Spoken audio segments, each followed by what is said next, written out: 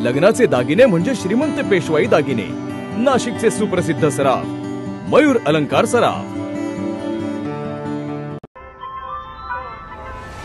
ताज्या बातम्यांसाठी नाशिक न्यूजच्या YouTube चॅनलला सबस्क्राइब करा आणि बेल आयकॉनला प्रेस करा।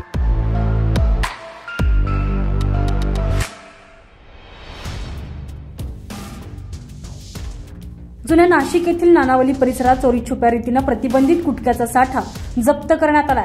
शहर गुन्हे शाखेच्या युनिट 1 च्या पथकाने छापा टाकून 97,213 रुपयांचा प्रतिबंधित गुटखा जप्त करत एकाला अटक केलेली आहे। मोहसिन युनुस सय्यद असं संशयिताचे नाव आहे। युनिट 1 चे अंमलदार अमोल कोष्टी यांना प्रतिबंधित गुटख्याची खबर मिळालेली होती, त्यानुसार ही कारवाई करण्यात आलेली आहे। सुगंधित तंबाखू अवैधरित्या विक्री करताना हा संशयित आढळून आलेला आहे। पथकाने संशयित सय्यद यास अटक करून त्याच्या ताब्यातून साठा केलेला प्रतिबंधित गुटखा असा 97,213 रुपयांचा मुद्देमाल जप्त केला। संशयिताकडे केलेल्या चौकशीतून सदरील गुटखा त्याने वैभव उर्फ अशोक मोराडे याच्याकडून आणल्याचं सांगितलं असून या प्रकरणी भद्रकाली पोलिसात गुन्हा दाखल करण्यात आला। संजय परमार, नाशिक न्यूज, नाशिक।